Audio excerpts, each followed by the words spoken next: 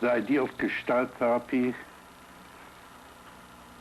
is to change paper people into real people. I know, it's a big mouthful.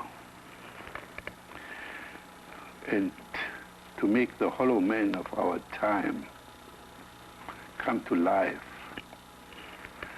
and teach him to use his inborn potential and being, let's say, a leader without a rebel, having a center instead of living lopsided. All these ideas sound very demanding, but I believe it's now possible that we can do it, that we don't have to lie on the couch for years, decades, and centuries without essential changes.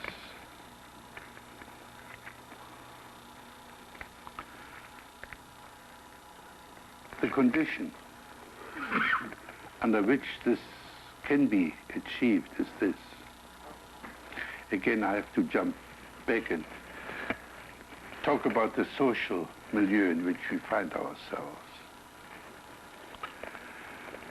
In the previous decades, he lived for what is right. And he did his job, never mind whether he really wanted the job, whether he was suited for it. The whole society was ruled and regulated by shouldism, by puritanism. You do your thing whether you like it or not. Now, I believe the whole social milieu has changed. Puritanism has changed into hedonism. We begin to live for fun, enjoyment, for being turned on. Anything goes as long it's nice. It sounds good too. Sounds superior to moralism. It has, however, a very serious setback. Namely, that we have become phobic towards pain and suffering. Let me repeat that word. We have become phobic towards pain and suffering. Anything that's not fun or pleasant is to be avoided. So we run away from any frustration that might be painful and try to shortcut it. And the result is a lack of growth. When I talk about a readiness to encounter unpleasantness, I certainly do not mean an education towards masochism. On the contrary. A masochist is a person who's afraid of pain and trains himself to tolerate it.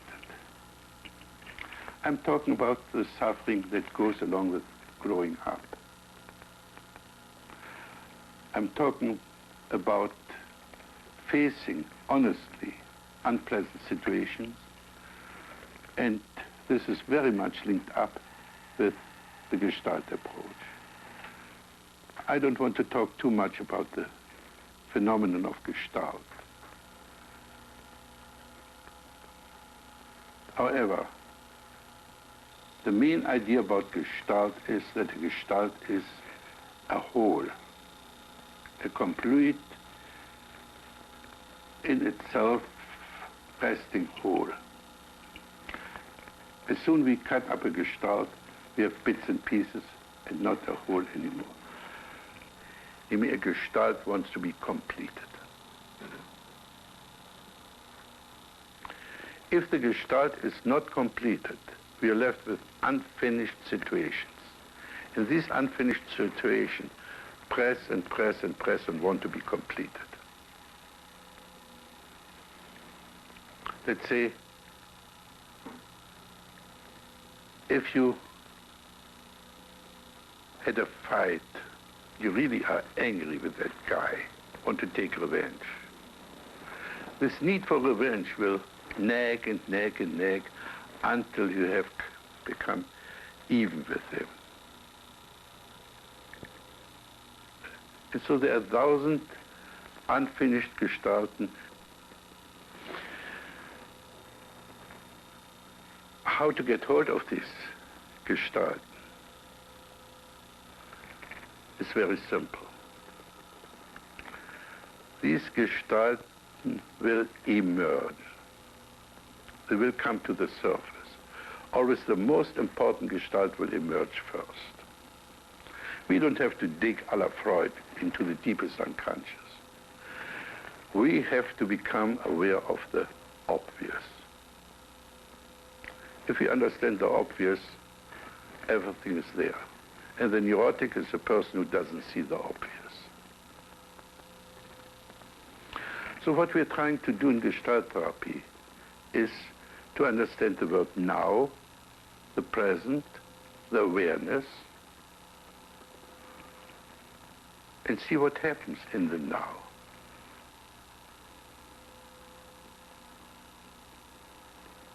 And to understand the now will take you anything from 4 weeks to 20 years. The second point I have to make in regard to our therapy is the word how. In previous centuries, we asked why. We tried to find causes, reasons, excuses, rationalizations, and we thought if we can change the causes, we can change the effect. In our electronic age, we don't ask why anymore, we ask how. We investigate the structure. And if we understand the structure, then we can change the structure.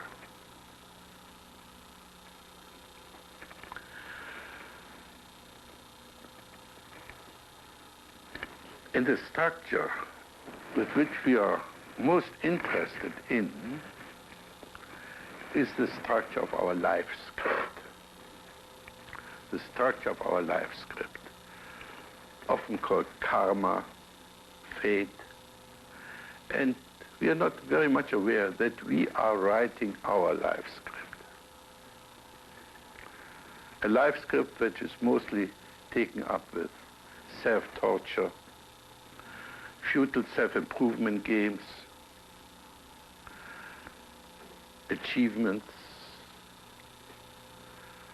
and so on. So what we want to do is to reorganize our life script. And the means and ways to do it can be understood to quite an extent. Right now, interested in meeting some of you, and I have to admit I have a very bad memory for names.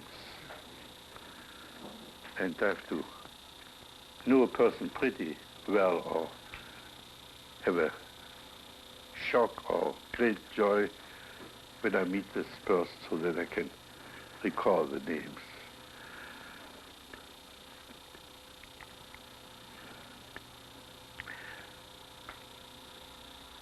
In order to work, I like and I brag about the 6 components of my work. To work, I need my skill,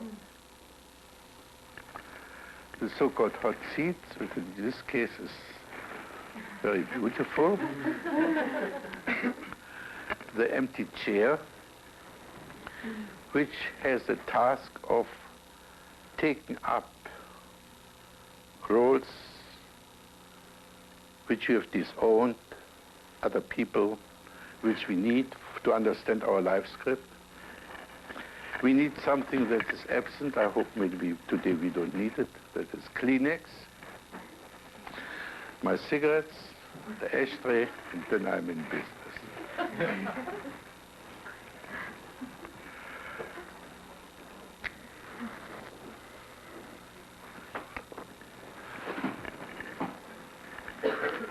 So I invite anyone who wants to come forth and work with me to take the hot seat.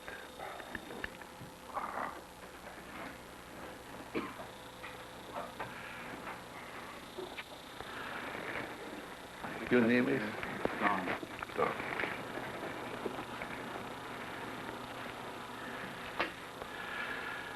I have only one request to make to you. To use the word now, if possible, with every sentence.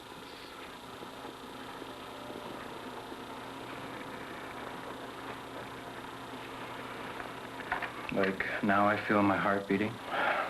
Yeah.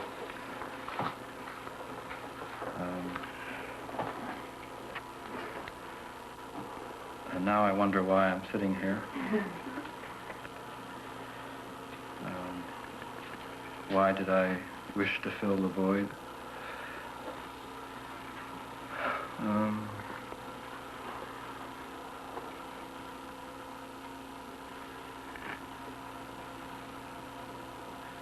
Now I'm wondering,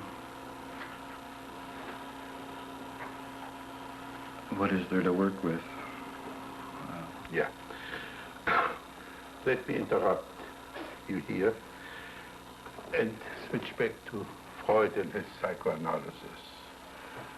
Freud said a person who's free from guilt feelings and anxiety is healthy.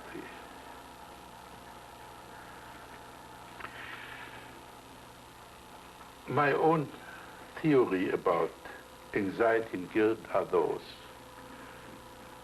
Guilt, as I hope to show in its context, is nothing but unexpressed resentment. And anxiety is nothing but the gap between the now and the later.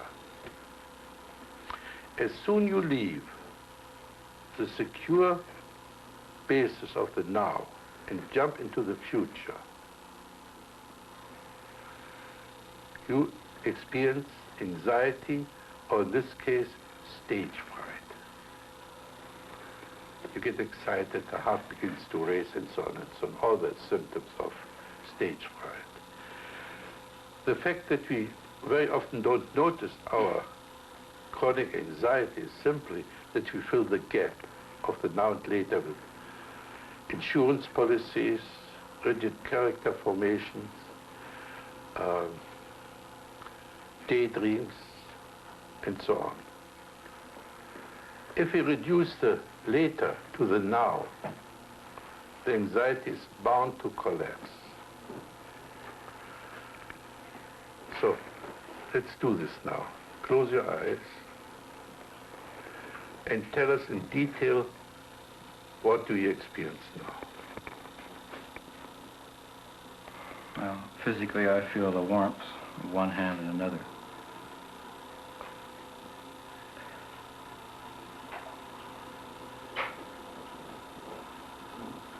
I feel, now I feel tension throughout my body. Can you especially up here. Fine.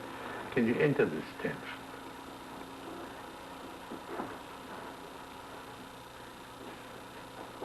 It's as if I'm being stretched this way, across my shoulder. Can you do this to me? Oh. Stretch me. It's as if I'm being pulled out this way. More.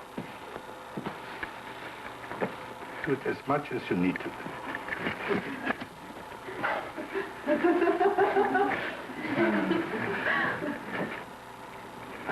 Okay, sit down. Something like that.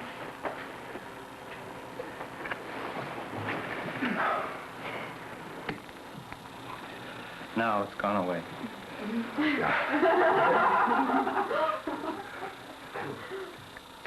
If you learn to do unto others what you're doing unto yourself,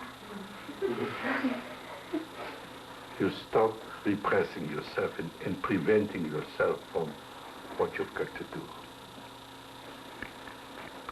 I don't understand yet his need to stretch me. To talk about it would be... And here I have to shock you, because I have to introduce one of the technical terms in Gestalt-terapia, which is mind-fucking. The very moment we just play these intellectual games, like they do usually in group therapy. They throw opinion on each other, explanations. People interpret each other. So nothing happens except these intellectual word games. So what do you experience now, Tom? My own mind fucking. Explaining to myself why I would want to stretch you. Okay, let's introduce the empty chair. Ask Don this question. Dawn, why do you want to stretch yourself or another person? Now, change seats. And this is the decisive phrase, start to write your script now between the two opponents. Well, Dawn, you're not good enough the way you are, so you've got to stretch.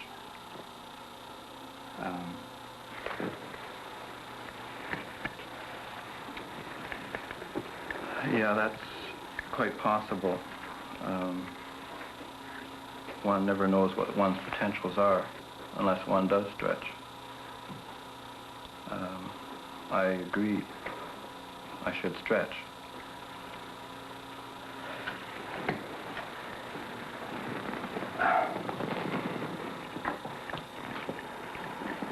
Yes.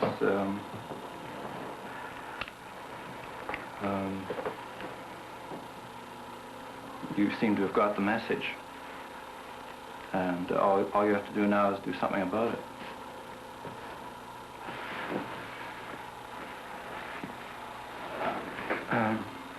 Yeah, I do try to do something about it sometimes. I'm constantly aware that I am supposed to do something about it. I don't always do something about it. Once in a while. Yeah. We make now the first acquaintance with one of the most frequent splits in the human personality.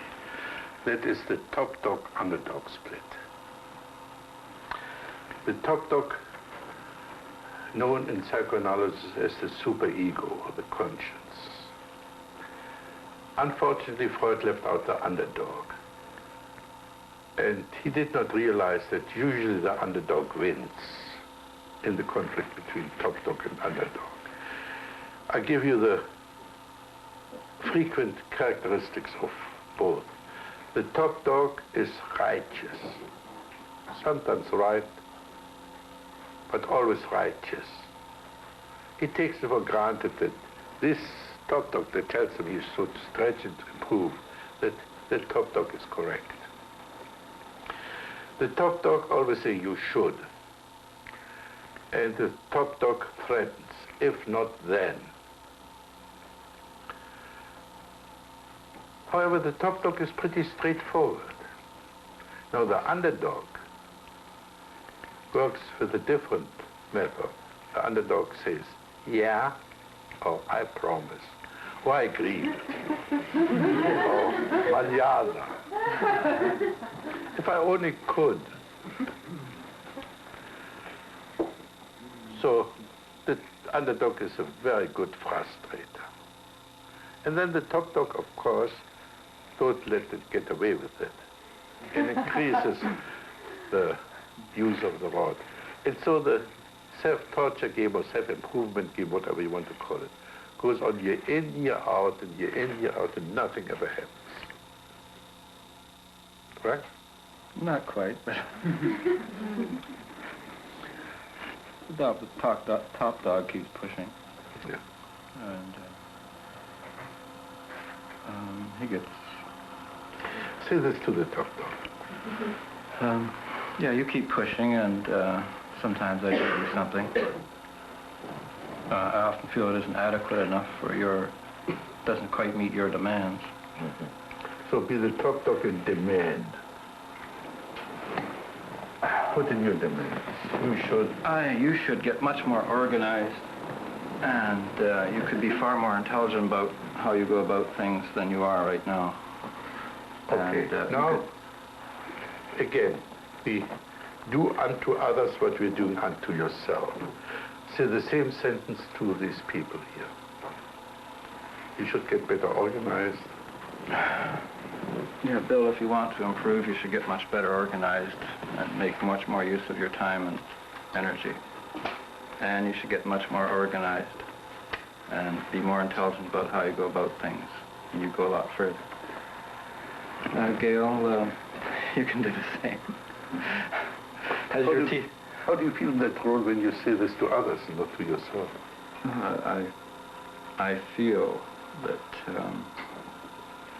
they can tell me to go to hell. Okay, tell them to go to hell. You keep on nagging and then each one tells you to go to hell. Go to hell. Haven't I told you often enough that you should work harder? Yeah, as a matter of fact, you have. And can't you work harder? Can't you organize yourself better? I don't want to, thank you, Umberto. How about you, Bill? I mean, you could go much further if you organized yourself better. You could be a wealthy man now.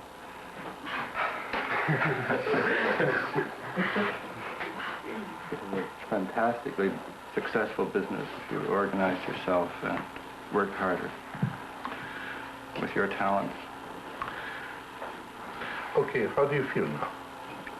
I feel like a very self-righteous. How's your stage fright? Oh, it's sort of gone away. Yeah. But this being self-righteous is part of your life script.